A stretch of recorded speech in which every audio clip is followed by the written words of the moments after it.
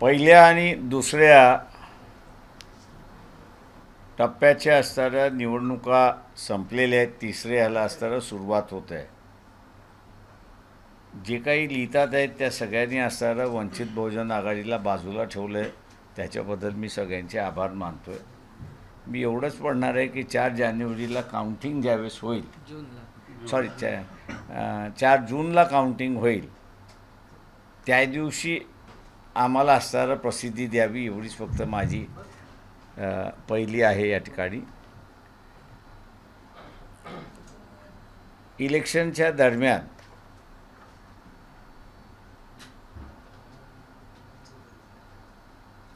मी असं म्हणेन की पश्चिम महाराष्ट्र लक्षात घेता, पश्चिम महाराष्ट्र, मराठवाडा आणि खानदेश हा लक्षात घेता इथेनॉलची असणारी पॉलिसी ह्या ठिकाणी बदललेली आहे. इचलकरंजीच्या सभेमध्ये इथेनॉल हा एक प्रॉडक्ट आहे, मेन प्रॉडक्ट होण्याची पॉसिबिलिटी आहे साखर कारखान्या ह्याच्यामध्ये. आणि त्याचा ऊसाचा दर ठरवत असताना तो घेतला जात नाही. मग शेतकरी संघटना असतील, शेतकरी नेते असतील किंवा कारखान्याचे चेअरमन असतील, या कोणीही असणारा तो उचललेला नाही. आणि म्हणून त्यावेळेस पहिल्यांदा आम्ही असणारा उचलला आणि त्याचा परिणाम आपल्याला असणारा त्या ठिकाणी दिसायला लागला की पश्चिम महाराष्ट्रामध्ये ऑल ऑफ अ सडन आम्हाला असणारं एक्सेप्टेबिलिटी ज्याला आपण म्हणतो, ही फार मोठ्या प्रमाणात सुरुवात झाली. आणि त्यामुळे मॉरल कोड ऑफ कंडक्ट असतानाही केंद्र शासनाने त्याचं उल्लंघन केलं आणि मॉलिसेस म्हणून येणारा इथेनॉल याच्यावरचं असणारं बॅन उठवले अशी असणारी परिस्थिती आहे. त्याच्यामुळे एथेनॉल आता आम्ही एथेनॉल निर्माण होऊन एथेनॉल हे असणारं पेट्रोल आणि डिझेलमध्ये 20% मिक्सिंग करण्याची असणारी परमिशन ही कैक वर्षापूर्वी त्या ठिकाणी देण्यात आली होती. परंतु साखरेचं उत्पादन कमी होईल या नावाखाली इथेनॉल हा फक्त काहीच जणांना मॅन्युफॅक्चर करण्यासाठी परमिशन देण्यात आली होती. त्या सगळ्याचा असणारं राजकारण आम्ही असणारं इचलकरंजीच्या प्रेस कॉन्फरन्स आणि जाहीर सभेमध्ये त्या ठिकाणी मांडल्यानंतर त्याचा परिणाम आता दिसायला लागला आहे.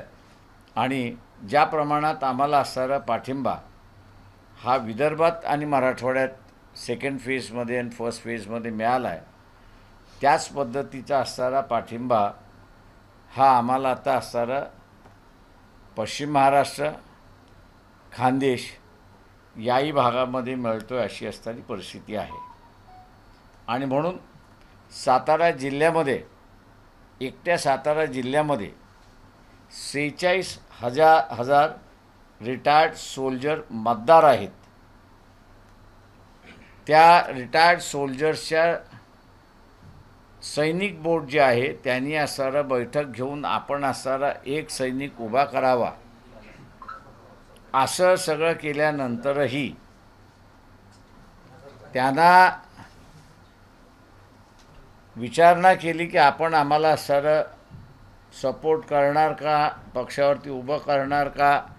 आम्ही असणारं त्यांना होय म्हणालो आणि रिटायर्ड सोल्जर्सचा असणारा उमेदवार हा आम्ही असणारा साताऱ्यामध्ये उभा केला आहे अशी परिस्थिती आहे. याच्यावरूनच जो वंचित आहे, सर्वच परीने जो वंचित आहे, त्याचा आता वंचित बहुजन आघाडी अट्रॅक्ट होते अशी असणारी परिस्थिती आहे. मुंबईमध्ये सुद्धा 2 दिवसामध्ये आम्ही असणारा आमचे उमेदवार त्या ठिकाणी उभे करणार आहोत. मी असं म्हणेन, काँग्रेस पक्षाने वर्षा गायकवाड यांना असणारं उभं केलेलं आहे. त्यांचा आमदारकीचा मतदारसंघ सोडून त्यांना उभं केण्यात आलेलं आहे. त्याच्यामुळे आम्ही असताना नेहमी म्हणतो की बळीचा बकरा अशी आपली फीज आहे. परंतु वर्षा गायकवाडांच्या संदर्भात आपल्याला म्हणावं लागेल की बली का बकरी असं असताना त्या ठिकाणी काँग्रेसकडून दिलेलं आहे. त्या मतदारसंघामध्ये माझ्या माहितीप्रमाणे माजी काँग्रेस अध्यक्ष बाई जगताप हे त्या मतदारसंघामध्ये राहतात. काँग्रेस पक्षामध्ये काय चाललं आहे याची असणारी कोणालाच कल्पना नाही, माहिती नाही, असे एकंदरीत दिसते.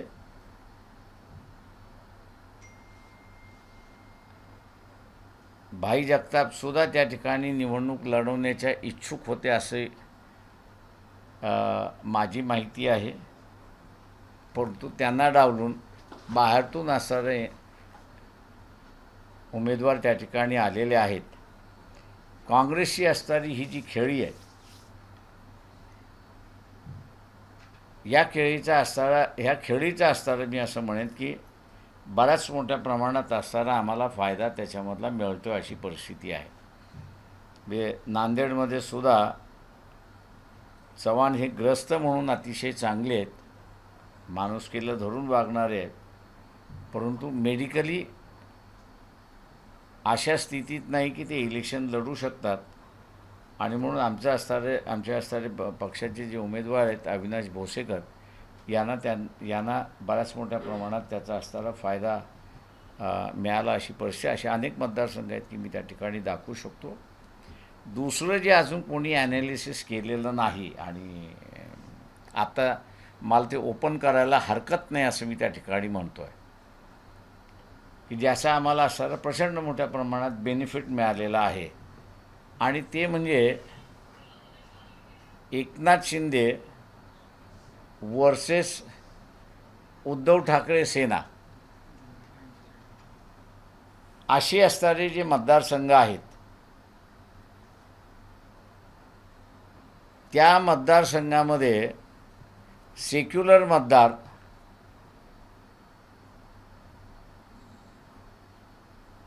आणि पहिल्या फेजमध्ये आणि सेकंड फेजमध्ये जे आम्ही पाहिलेलं आहे, काँग्रेस शिवसेनेच्या उमेदवाराचं काम करत नाही आहे आणि शिवसेना काँग्रेसच्या उमेदवाराचं कामकाज करत नाही आहे.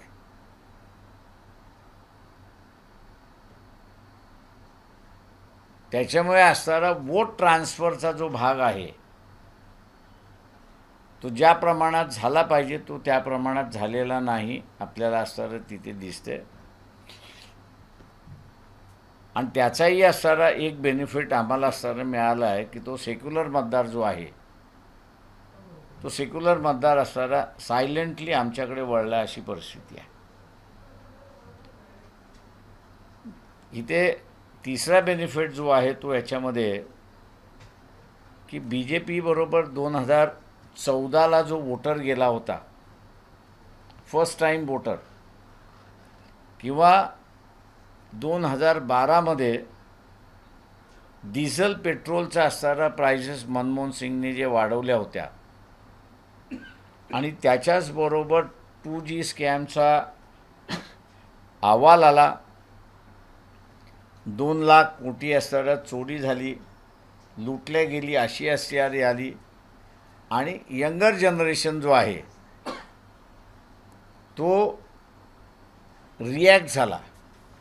म्हणजे आपल्याला असणारा माहिती जी आहे महागाईची ती चुलीची महागाई ही आपल्याला माहिती आहे.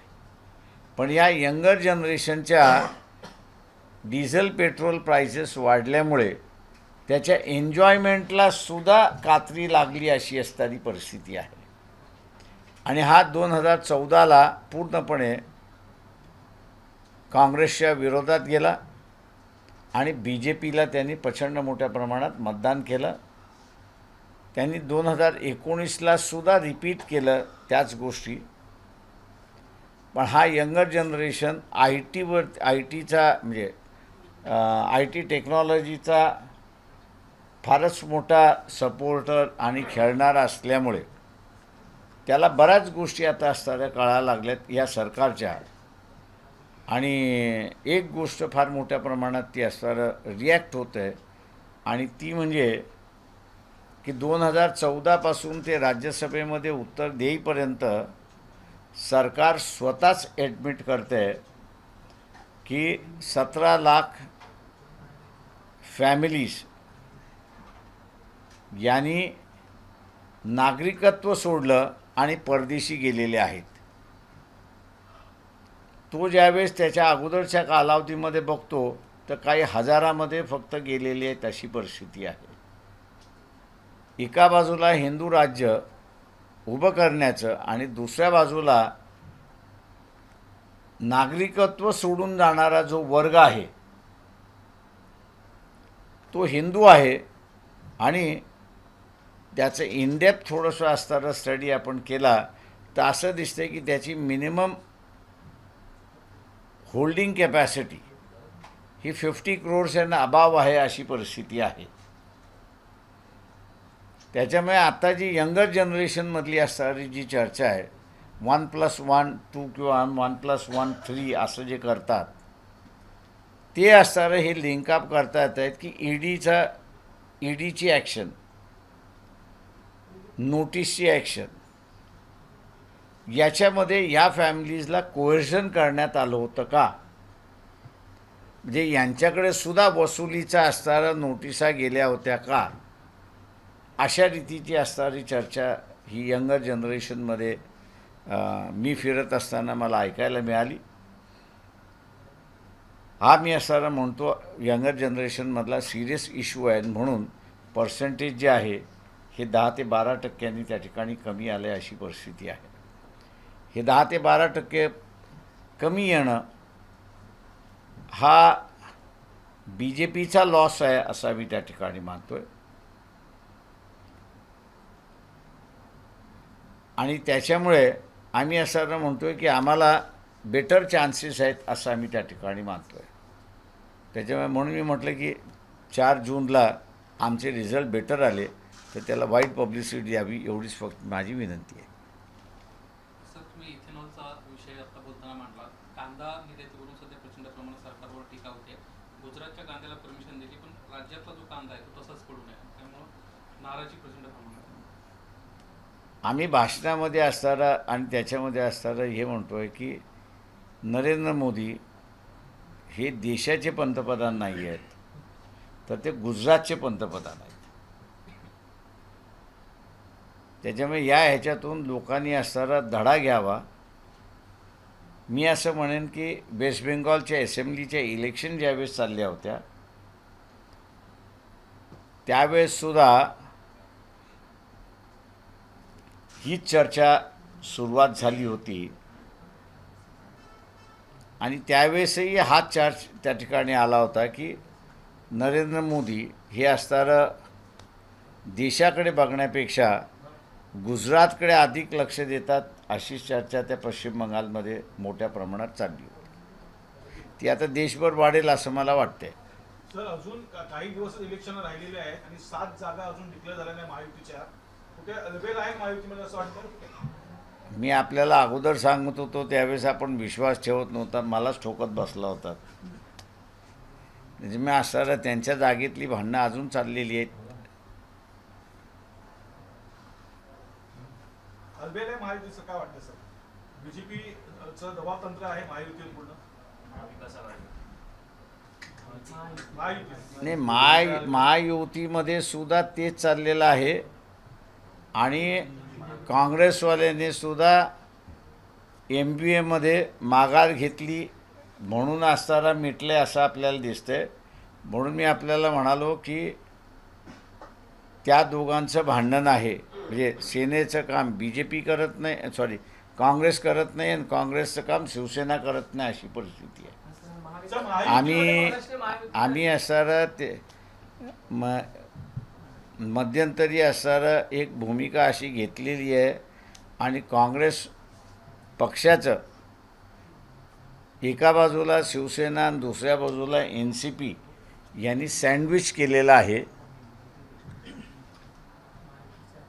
तेव्हा काँग्रेसच्या कार्यकर्त्यांना आम्ही असणारं आव्हान करतो आहे की सप्टेंबरमध्ये विधानसभा आहे, सप्टेंबर ऑक्टोबरमध्ये विधानसभा आहे. त्या विधानसभेमध्ये वंचित बहुजन आघाडी आणि काँग्रेस एकत्र लढू शकते. तेव्हा नाराजी जी आहे ती आपण काढा, पण वंचितला मदत करा असं आम्ही आवाहन करतो आहे. राहिलं BJPच्या आघाडीमधलं, तर ते शेवटपर्यंत मिटेल असं मला वाटत नाही आहे. 400+ हा फिगर असताना सगळेजण दबत होते, पण जे नवीन सर्वे आलेले आहेत त्या नव्या सर्वे रिपोर्टमध्ये BJP 170च्या वरती जात नाही आहे, की जे मी अगोदरपासून सांगत आलो होतो.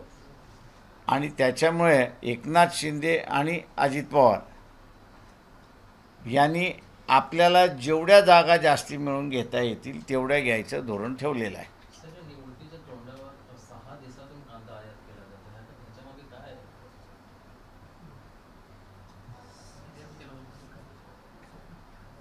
मी अजून त्यातला अभ्यास केला नाही, त्याच्यामुळे मला कॉमेंट करता येणार नाही. तुम्ही विधान केलं विधानसभे निवडणुकीमध्ये आम्ही आणि काँग्रेस एकत्र येऊ शकतो. विधानसभेमध्ये काही चर्चा झाली, आधी काही आश्वासने दिली आहेत का? बाकी स्ट्रॅटेजी ठरली होती आधी की या 6 मतदारसंघामध्ये लोकसभेला काँग्रेसला मदत केली जाईल, तो त्या पाठिंब्यासंदर्भात मी बोलला होता. आणि विधानसभेला मात्र एक वेगळं चित्र महाराष्ट्र. ते मी असं विधानसभेमधलं मानतो आहे. फर्स्ट 2 फेज झाल्या, 3री फेज चालू झाली आहे, 4थी फेज चालू होईल, 5वी चालू होईल. काँग्रेस अक्षरशः काँग्रेसचे जे काही कार्यकर्ते ची भेट होत असते त्यावेळेस ते व्यथित आहेत असं स्पष्टपणे त्या ठिकाणी दिसते. आणि त्यांच्या लिडरशिप म्हणजे स्टेट लिडरशिपवरती ते नाराज आहेत अशा रीतीने वक्तव्य खाजगीमध्ये ते करतात. आणि म्हणून असणारा आम्ही त्यांना असणारं म्हणतो आहे की विधानसभेमध्ये आपण एकत्र बसून लढता येईल, तेव्हा आत्तापासूनच वंचितबरोबर आपण जुळायला सुरुवात करा अशी आम्ही त्यांना ऑफर दिलेली आहे. सर, महाविकास आघाडीमध्ये करणार तुम्ही? सर, महाविकास आघाडीचा जर घटक असेल काँग्रेस विधानसभेच्या वेळी, तेव्हा मग तुमचं गणित काय असेल? ते म्हणून म्हटलं ना, आता काही ते राहील असं मला दिसत नाही आहे. ज्या पद्धतीने असणारं वक्तव्य शिवसेनेकडून आणि काँग्रेस दोघांकडून झालेलं आहे, लोकसभेच्या तोंडावरती आपण वेगळी भूमिका घ्यावी आणि ती आपल्याला देशभर अडचणीत होईल, त्याच्यामुळे ते कॅरी ऑन करतात आहेत. पण विधानसभेमध्ये वेगळं होतील असं माझा म्हणणं आहे. म्हणजे तुम्ही असं म्हणता का लोकसभेनंतर महाविकास आघाडीमध्ये फूट पडेल? तिघही वेगवेगळे लढतील एवढं मी आपल्याला सांगतो. सर, दुसरीकडे जुन्या मित्राबरोबर जाण्याची काही शक्यता हा, नाही. जर तुम्ही शिवसेनेसोबत पुन्हा पॅचअप करणार का तुम्ही? ते पॉलिटिकली माझ्या अंदाजानं जे आहे ते आत्ता आपल्याला काही सांगता येत नाही आणि रूल आऊटही करता येत नाही. आम्ही आत्ता असताना फक्त जे काँग्रेसचे जिल्हा स्तरावरचे जे नेते आहेत आणि ते भेटतात आहेत आणि ते जे म्हणतात आहे त्यांना आम्ही असताना हे सांगतो आहे की विधानसभेमध्ये आपण एकत्र येऊन लढू शकतो. सर, जी परिस्थिती महाविकास आघाडीमध्ये आहे तीच परिस्थिती महायुतीत पाहायला मिळते. जागा वाटपांचं सूत्र आता ऐन फॉर्म भरणं चालू झालेलं आहे, तरी नाशिकचा तिढा सुटत नाही. 7 जागांचा तिढा सुटला नाही. 7 जागांचा तिढा सुटत नाही. म्हणजे काय सांगाल महायुतीत? ते मी पूर्वी कसं होतं की 400+ त्याच्यामुळे सगळे दबून होते. आत्ता जसे नवीन सर्वे आलेले आहेत त्या नव्या सर्वेप्रमाणे BJP कुठल्याही परिस्थितीमध्ये 200 पार करत नाही अशी असणारी परिस्थिती आहे. त्याच्यामुळे त्या इंग्रजी फेसप्रमाणे पाऊंड ऑफ फ्लेश हे आपल्याला मिळालं पाहिजे या हेतूने एकनाथ शिंदे शिवसेना आणि अजित पवार NCP हे त्यांच्याकडे सीट्स मागतात आहेत. आणि शिवसेना BJP अशी बघते की त्यांच्याकडून त्या सीट्स आम्ही काढून घेणार. अशा वादामध्ये त्यांची चर्चा अडकली अशी परिस्थिती आहे. सध्या आचारसंहिता सुरू आहे आणि तुम्ही मगाशी ज्या पद्धतीने म्हटलात की तरी देखील सरकार ज्या पद्धतीने निर्णय घेते, कांद्याच्या बाबतीत नुकताच निर्णय निर्णय घेतलाय. 99,150 मेट्रिक टन कांदा निर्यातीस परवानगी दिली आहे. 6 देशांमध्ये कांदा जाणार आहे. 2 दिवस झालं त्यांना प्रचंड प्रमाणात टीका होत होती. केवळ गुजरातला त्यांना परमिशन दिली होती. मात्र नुकताच त्यांना आता निर्णय घेतलाय आणि 99,150 मेट्रिक टन कांद्याला निर्यातीस परवानगी दिली.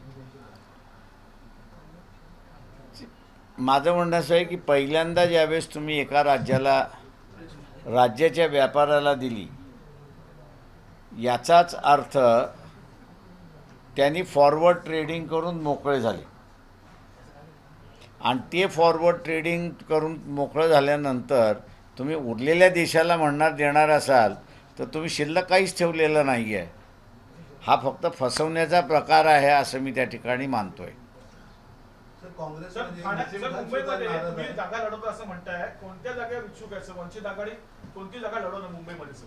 2 दिवस थांबा, मी सगळीच लिस्ट जाहीर करतोय. मी आता मोकळा झालोय त्याच्यामुळे जाहीर करतो आता मी.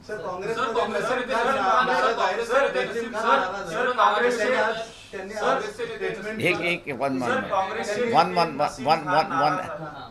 At a time. त्यांनी आता स्टेटमेंट दिलं की अल्पसंख्याक मध्ये कोणालाही काँग्रेसने तिकीट दिले, त्याचा फायदा कुठेतरी होईल वंचित.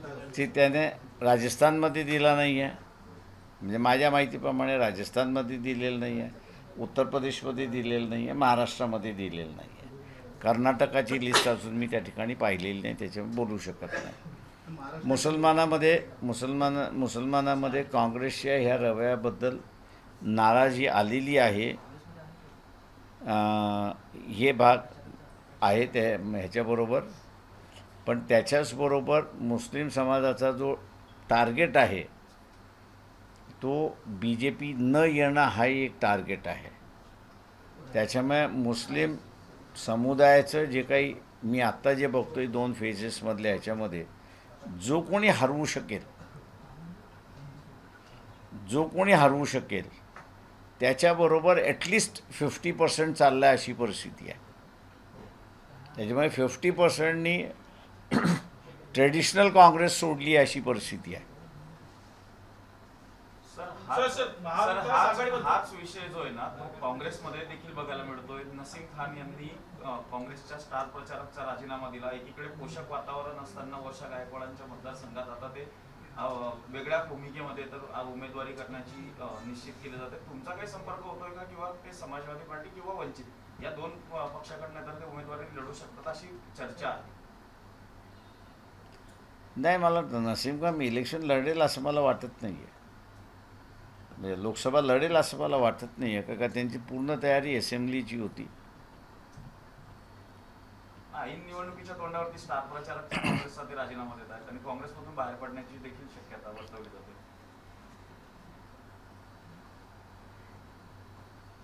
बरेच काँग्रेसमधले आहेत लोक जे बाहेर पडण्याच्या मार्गावरती आहेत, पण ते उंबरठा ओलांडतील का हा मला जरा डाऊटफुल आहे.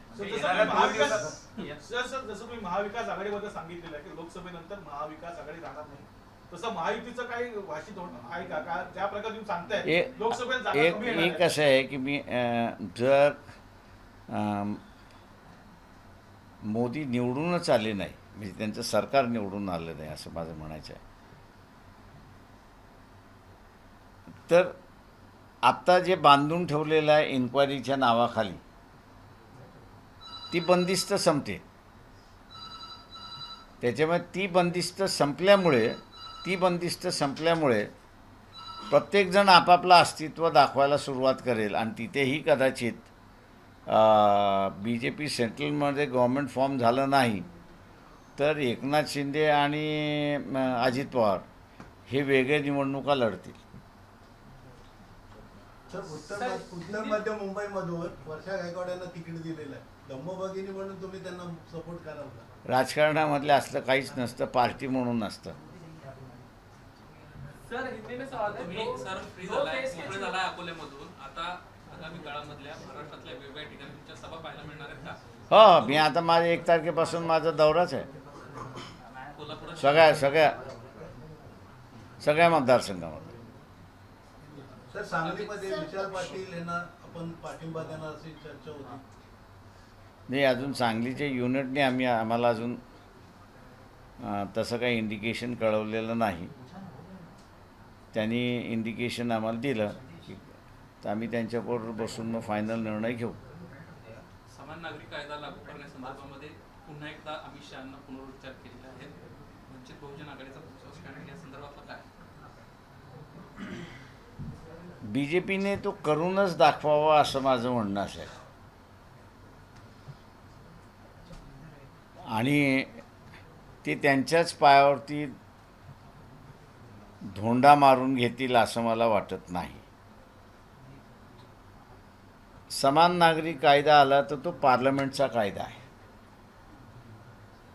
आणि संविधानाने प्रत्येक ह्याला धर्माला प्रोटेक्शन दिलेलं आहे, त्यांच्या पर्सनल लॉला प्रोटेक्शन दिलेलं आहे.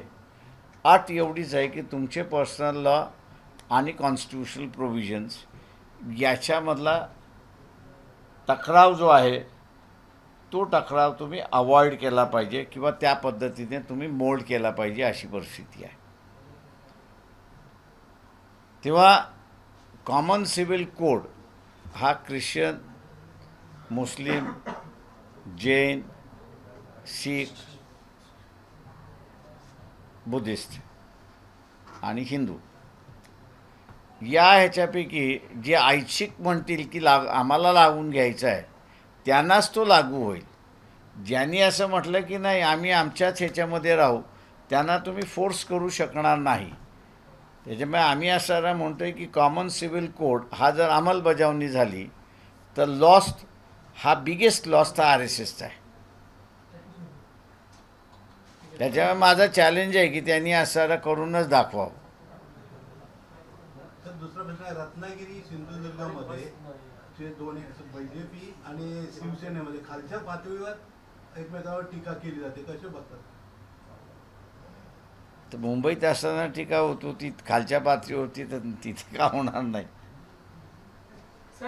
त्याच्यामुळे आम्ही असं लोकांना आम्ही म्हणतो आहे की काका जोशी आम्ही असं उभे केलेले आहेत.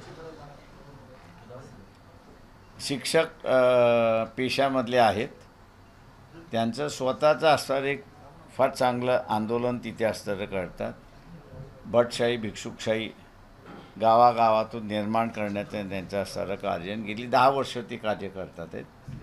तेव्हा लोकांनी विधायक कार्य करणाऱ्या काका जोशी यांना स्वीकारावं असं मी तिथं आवाहन करतो आता. सर हिंदीमध्ये सर 2 फेज के चुनाव हो चुके हैं, वोटिंग हो चुका है, किस तरह के नतीजे आप एक्सपेक्ट करते हैं, किस तरह का माहौल आप देखते हैं 2 फेज के? मैं सिर्फ इतना कहूँगा कि जो ग्राउंड रियलिटी है उस ग्राउंड रियलिटी को नज़रअंदाज किया जा रहा है. जैसे कि चंद्रपुर की अगर बात कहूँ, मैडम धानोकर इनका जो स्टेटमेंट था कि कुंबियों के अलावा किसी को सत्ता में नहीं होना चाहिए, ये स्टेटमेंट नॉन कुंबियों में अच्छा गया है ऐसा मैं नहीं समझता. BJP के जो कैंडिडेट है वहाँ पर उनका एक बहुत गंदा बयान आया कांग्रेस के बारे में कि ये अपने बेटे बेटियों को जो है इकट्ठा सुलाते हैं. इसका भी मैं समझता हूँ कि वहाँ के लोगों ने काफ़ी बड़ा रिसेंटमेंट किया और एक साफ़ सुथरी उम्मीदवार चाहिए हमको, ऐसे भी वहाँ पे चर्चा हुई कि जिसको इग्नोर किया है, मैं ये कहना चाह रहा हूँ. जहाँ तक गढ़चिरौली की बात है, गढ़चिरौली में एक आदिवासी और OBC संगठनों में काफ़ी दिनों से एक संघर्ष चल रहा है और वो संघर्ष ये है कि आदिवासी डिस्ट्रिक्ट होने की वजह से OBC को जो 27% आरक्षण मिलना चाहिए वो ना मिलते हुए उनको सिर्फ 17% आरक्षण मिल रहा है और उसके ऊपर उनकी नाराज़गी है. और आदिवासी जो है वो ये कह रहा है कि आदिवासी डिस्ट्रिक्ट होने से हमको जो 15% का जो आरक्षण अभी 17% का जो आरक्षण मिलना चाहिए वो वैसे कि वैसे बरकरार रहना चाहिए. OBC संगठनों ने कांग्रेस के उम्मीदवार को समर्थन दिया है और इसलिए OBC जो है आदिवासी जो है वो एक साइड चले गए. ऐसी एक बंदे वहाँ का गोंड है, प्रधान है, माड़िया, बड़ा माड़िया, छोटा माड़िया है, हलवा है, ये सभी जो है वो एक साइड चले गए हैं, क्योंकि अपने को ये परसेंटेज के ऊपर का मामला उनका है, इसलिए वहाँ पर भी नतीजा क्या होगा यह बताना मुश्किल है। तो ऐसे में कहूँगा कि जो लोकल इशू, नेशनल इश्यूज ना होने की वजह से लोकल इशू जो है वो बड़े पैमाने पर वहाँ पर उभर चुके हैं, और इसलिए इन फैक्टर्स को देखते हुए मैं ये कहूँगा कि आश्चर्यजनक रिजल्ट आएंगे, ऐसी एक परिस्थिति हम लोगों को दिखाई देती है। सर, सत्ताधारी केंद्र में सत्ताधारी बीजेपी के विरोध में मतदान हो रहा है, आपको लगता है कि अब कितनी सीट तक आके सिमट सकती है बीजेपी या पूरा अलायंस? देखिए, अभी तो कहना मुश्किल है, लेकिन एक बात और चली है कि जिसको मैं दोहराना चाह रहा हूँ, वो ये है कि एनसीपी हो, कांग्रेस हो, शिवसेना हो या बीजेपी हो, इन्होंने किसी भी जगह ओबीसी के उम्मीदवार दिए नहीं है, एक बात। दूसरी बात यह है कि जो इस गुट के मतलब महाविकास आघाड़ी के जो उम्मीदवार है और बीजेपी के गठबंधन के उम्मीदवार है, ये रिश्तेदारी के उम्मीदवार है, ऐसे दिखाई दे रहे हैं। हम लोग कोशिश कर रहे हैं कि उनके रिश्ते निकालने की, और उस पर एक स्टेटमेंट निकालने की बात वहाँ पे चली है कि ये घरेलू मामला है, सत्ता चाहे बीजेपी में जाए या सत्ता कांग्रेस के आघाड़ी में जाए, एक ही परिवार में सत्ता जा रही है, कि जिसका एक निचले स्तर पर काफ़ी बड़ा रिसेंटमेंट है, और ये रिसेंटमेंट जो है वर्क कर रहा है, ऐसा हम लोग को दिखाई दे रहा है। सर, आपको लगता है साइलेंट वर्क कर रहा है, और लोग जब पूछते हैं तो उसको एक बताता है, लेकिन उसने किया दूसरा, ऐसा हम लोग को जानकारी है। सर, 2 फेज के उस मतदान के बाद भी लगता है कि बीजेपी का 400 पार का नारा काम कर रहा है? मैं पहले भी कह रहा था कि ये 170 के ऊपर नहीं जाएंगे। आज भी उस दावा मैं कर रहा हूँ कि ये सरकार बना नहीं पाएंगे, ऐसी परिस्थिति है। जिस तरह से आपने देखा महाराष्ट्र में कि इलेक्शन जब तक घोषित नहीं हो रहा था तब बीजेपी में था, जैसे इलेक्शन घोषित हुआ वैसे लोग जो है वो अपनी बातें खुल के कहने लगे और बीजेपी से हटने लगे, ऐसी परिस्थिति पूरी देश में। सर, ये नहीं, एक मिनट, दूसरा सवाल ये कि मुंबई में अभी भी महायुति, बीजेपी और शिवसेना और एनसीपी की हम बात करते हैं, सीट डिक्लेयर नहीं कर पा रहे, असमंजस की स्थिति है। वही हाल नासिक में, वही हाल पालघर और ठाणे में नजर आता है। क्या इसका कहीं ना कहीं नुकसान हो सकता है? देखिए, नुकसान तो हो चुका है, क्योंकि ये बैठने के साथ में जाने के लिए तैयार नहीं है। मैंने जैसे कहा कि जब तक 400 या सरकार बनाएंगे ऐसी बात जब थी, तब तक एकनाथ शिंदे हो या अजित पवार दोनों दबे हुए थे। लेकिन जैसे न्यूज़ आना शुरुआत हुई कि बीजेपी 200 भी नहीं पार करेगी, ऐसी न्यूज़ आना शुरुआत हुई, वहाँ से आप देखोगे कि एकनाथ शिंदे और अजित पवार दोनों जो है वो अपने बराबर के हिस्सा मांगने में जुटे हुए हैं, और वो अभी तक हिलने के लिए तैयार नहीं, और बीजेपी को कोई दबाव काम नहीं कर रहा है, ऐसी परिस्थिति है। सर, उद्धव ठाकरे के वचन पत्र में वीर सावरकर को भारत रत्न देने पर कोई भी मुद्दा लिखा नहीं गया है। क्या उद्धव ठाकरे सावरकर के मुद्दे को भूल गए? आप उनसे पूछेंगे तो अच्छा है, आपकी क्या राय है? मुझे कोई राय नहीं है उस पर। लेकिन सर, चलिए। सवाल इससे जुड़ा इसलिए भी क्योंकि जिस तरीके से हिंदुत्ववादी पार्टी हमेशा, क्योंकि शिवसेना भी वीर सावरकर को लेकर हमेशा आग्रही रही है कि हाँ ये भारत रत्न मिलना चाहिए, और बीजेपी भी हमेशा दबाव बनाती है कि आप केंद्र में हैं, आप दे दीजिए। तो ये जो पॉलिटिक्स है भारत रत्न को लेकर है, वीर सावरकर को लेकर, उस पर क्या कहेंगे? देखिए, इनके पास कोई हीरो है ही नहीं आज़ादी की लड़ाई लड़ने का या सोशल इश्यूज़ को लेके लड़ने का। तो इसलिए अब ये जो है किसी न किसी को तो भी ढूंढ के निकालते, खड़े करते हैं, और फिर पता चलता है कि ये चल नहीं रहा तो उसको दोबारा ढक देते। तो वैसे ये सावरकर की बात कर रहे हैं। Sir Thank you. सवाल जुड़ा हुआ एक, मुंबई में क्या आप गठबंधन कर सकते हैं? मुंबई में खासकर आप कितनी सीट्स खड़ी कर सकते हैं? और जब बात चल रही 2 दिन में हम लोग अनाउंस करेंगे, तब देखें कितने सीट खड़े कर रहे हैं उसका।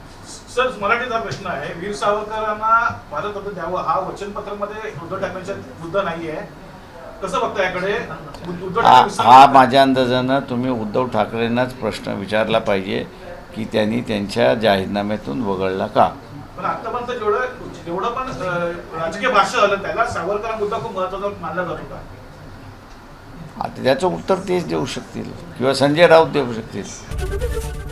एबीपी माझा, उघडा डोळे बघा नीट.